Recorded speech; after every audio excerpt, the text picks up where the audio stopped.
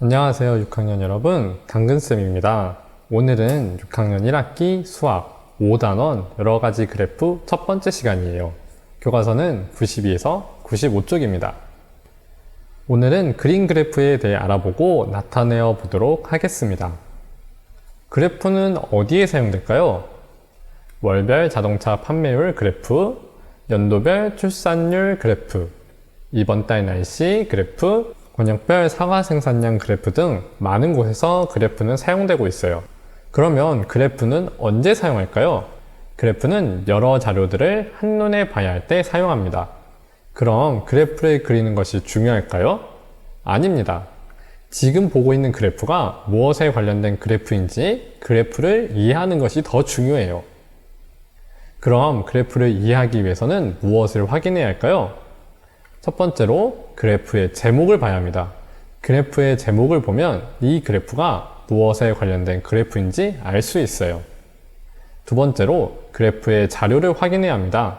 그래프의 제목은 전체적으로 무슨 내용의 그래프인지 알려준다면 그래프의 자료는 구체적인 내용을 알려줍니다. 그럼 이제 그래프에 대해 알아볼까요? 교과서 94쪽 문제 1번입니다.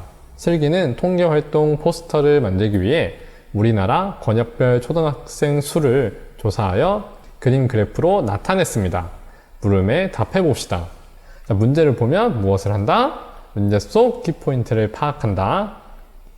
이 문제에서의 키포인트는 우리나라 권역별 초등학생 수를 나타내는 그림 그래프라는 것이죠. 여기서 우리나라 권역별 초등학생 수는 그래프의 제목이 되겠네요.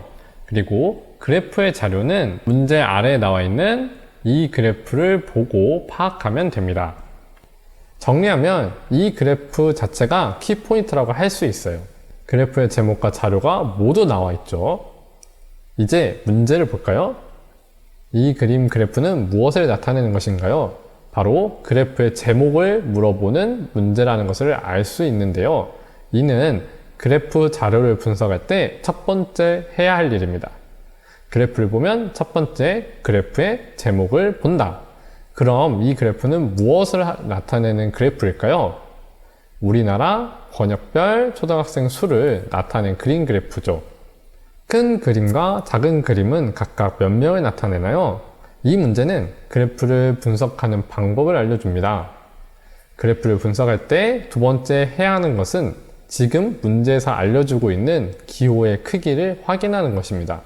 자, 확인해 보면 큰 그림 기호는 10만 명, 작은 그림 기호는 1만 명을 나타내는 것을 알 수가 있습니다. 초등학생이 가장 많은 권역과 가장 적은 권역은 어디인가요? 자, 이 문제를 해결하려면 10만 명을 나타내는 기호가 가장 많은 곳과 가장 적은 곳을 우선적으로 확인하고 10만 명을 나타내는 기호의 수가 같다면 1만 명을 나타내는 기호가 많거나 적은 곳을 확인하면 되겠죠?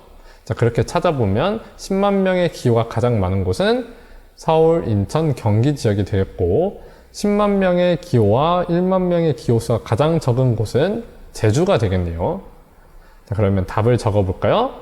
초등학생이 가장 많은 권역은 서울, 인천, 경기 권역입니다. 초등학생이 가장 적은 권역은 제주 권역입니다. 라고 적을 수 있어요.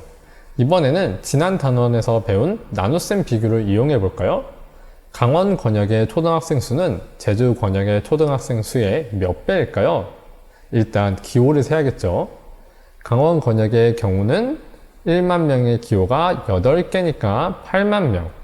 제주는 1만 명의 기호가 4개니까 4만 명이네요. 그러면 답은 2배입니다. 그래프에서 더 알 수 있는 내용을 찾아볼까요?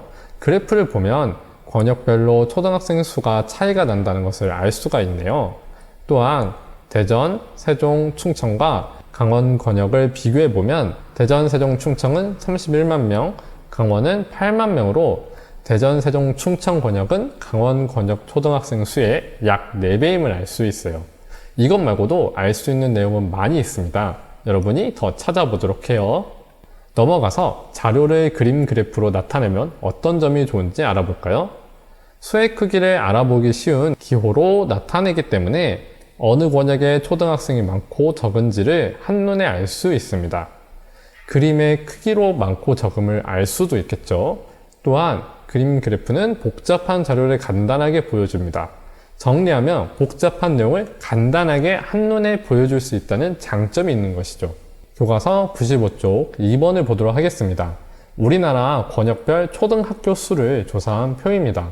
그림 그래프로 나타내어 봅시다. 자, 문제를 봤으니 키포인트를 파악해야겠죠. 키포인트를 찾아보면 우리나라 권역별 초등학교 수, 이것은 표나 그래프의 제목이 되겠네요. 이것을 조사한 표입니다.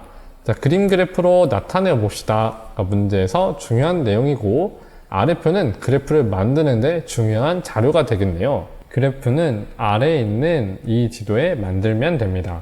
정리하면 권역별 학교 수를 나타낸 표를 이용해 그래프를 그려야 한다는 것을 알 수가 있죠. 그럼 문제를 분석해 볼까요? 위 표는 무엇을 나타낸 자료인가요? 아까 말했던 표나 그래프의 제목을 써주면 됩니다. 우리나라 권역별 초등학교 수였죠. 학교 기호 표시는 초등학교 몇 개를 나타내나요? 학교 기호 표시는 크기에 따라 1000개와 100개로 나뉘니까 큰 그림은 1000개, 작은 그림은 100개로 나타냅니다 라고 대답하면 됩니다. 권역별 초등학교 수를 그림 그래프로 나타내려고 합니다. 학교 수를 100의 자리까지 나타내려면 어떻게 해야 할까요? 작년에 어림하는 방법에 대해 배운 적이 있었죠? 어떤 것들이 있었나요? 올림, 버림, 반올림이 있었습니다. 그러면 이 문제를 해결하려면 이 중에 하나를 선택해서 100의 자리까지 나타내면 되겠네요.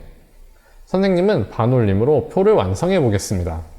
서울, 인천, 경기 학교 수는 2113개니까 2100개로 어림하고, 대전, 세종, 충청은 862개니까 900개로, 광주, 전라는 1002개니까 1000개로, 강원은 351이니 400개로, 대구, 부산, 울산, 경상은 1623개로 1600으로, 제주는 113개니까 100으로 반올림하면 되겠습니다. 각자 선택한 방법으로 올림, 반올림, 버림에서 어림값을 적어주세요. 어림한 값을 바탕으로 그림 그래프를 나타내어 보겠습니다. 자, 여러분은 준비물 5를 이용해서 붙여주세요. 서울, 인천, 경기는 2100개니까 큰 학교 기호 2개, 작은 학교 기호 1개. 대전, 세종, 충청은 900개니까 작은 학교 기호 9개. 광주, 전라는 1000개니까 큰 학교 기호 1개. 강원은 400개니까 작은 학교 기호 4개. 대구, 부산, 울산, 경상은 1600개니까 큰 학교 기호 1개, 작은 학교 기호 6개. 제주는 100개니까 작은 학교 기호 1개를 붙여주면 됩니다. 그래프가 완성되었습니다. 그린 그래프를 보고 초등학교가 가장 많은 권역은 어디인지 찾아볼까요? 일단은 큰 학교 기호가 가장 많은 곳을 찾으면 되겠죠.